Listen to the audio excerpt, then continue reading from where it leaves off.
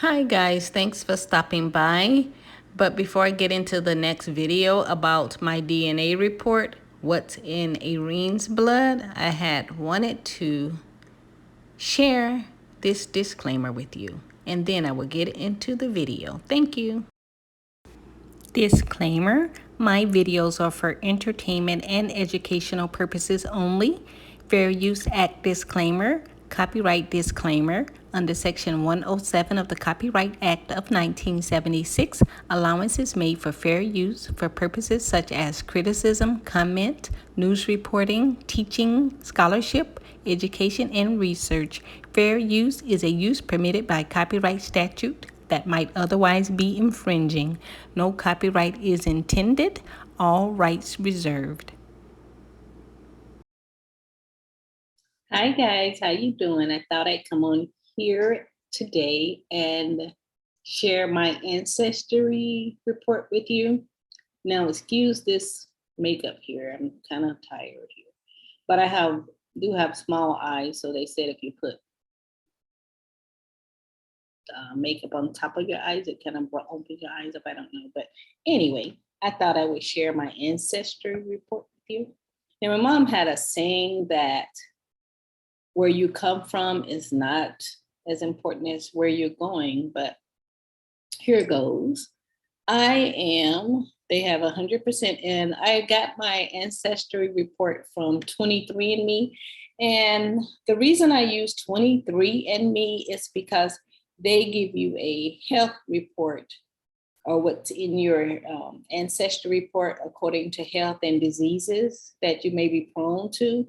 And before, what year? I forgot what year that I had signed up with them, but I had just missed that cutoff point where they would give you the full report so you will be able to see what your future holds as far as diseases. But now they'll tell you common diseases that you may have, and they've been opening up little things back up because they were actually shut down from sharing that information with people, because you can imagine the results of that, knowing that what was in your health future, then that will prevent you from doing certain things or attaining, probably, if you know, oh, okay, 5 years from now, I may get this dreadful disease, so I'm going to buy a huge insurance policy. So maybe something like that, but they shut it down from that, and they're slowly opening it up because they were fighting to get full access or to be able to offer full access as before.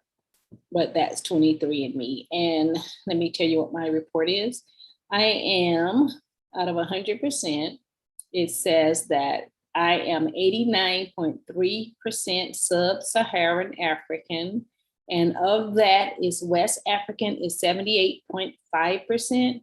Nigerian is 32.7%. It says Ghanaian, Liberian, and Sierra Leone is 18.9%.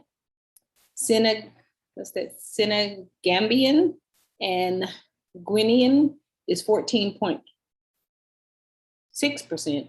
Broadly West African, 12.3%. Congolese and Southern, 10.8%. That's Southern East African, that's 10.8%. Angolan and Congolese, 10.6%. Broadly Congolese and Southern East is 0.2% African. And then European, 9.6%, and Northwestern European, 9.6%. British and Irish is 8.4%, French and German, 1.2%. And then my trace ancestry, 0.8%, and then unassigned is 0.3%. So that is my ancestry report. I am 89.3%, so I'm almost 90% African, and that will actually coincide with what I kind of know about my ancestry. My parents had me at an older age back then when kids were born. It would have been considered older if you're having a child at 39 and 43. My dad was 43, my mom was 39, and I was number 16. Single births. I'm number 16 in the family. And I can't really, one of my cousins actually did an ancestry book, but back in the day during slavery, my dad was born in 1919, and supposedly his dad was born in the 1800s. So back in the day, it's, if you watch 12 years a slave, something like that. If you watch that, you see how they did the slave women. They were actually getting raped and used as, I wouldn't say concubines, but they were actually getting raped. And then they were actually having the master's child, and the other slave, of course, would be labeled as the father of the baby. So those different things happen.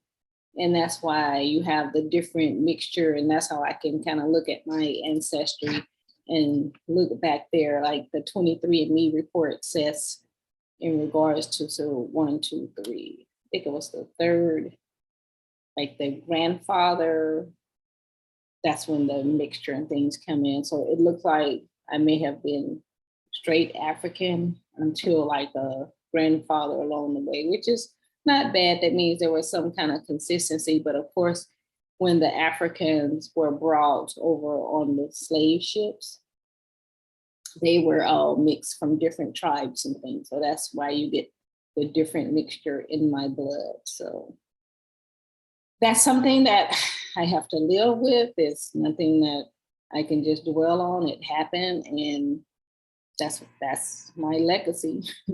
That's, you know, I can't apologize. I'm not going to apologize for it because it's what made me me. But it was wrong. I will say that much. And a lot of us have to deal with that. There's nothing we can do about that part of the history that was done. So I am one of those people that can't trace my lineage back.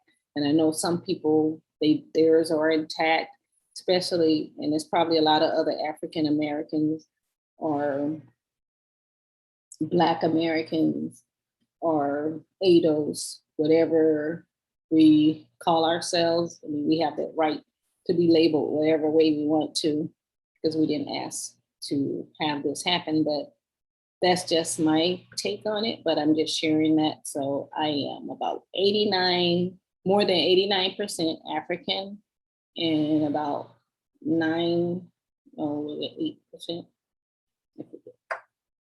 But and I'm almost 90% African. And then the other is, I forget what that was, 9.6 European, and I'm almost 90% African. So there you have it. That's my report. And the reason I use 23andMe, because like I said, they'll give you, they have that added bonus, or just add it to theirs, you get the health history. Thank you for watching, and hopefully you got something out of this. And I will talk to you later. Don't forget to like, share, and also subscribe. Bye.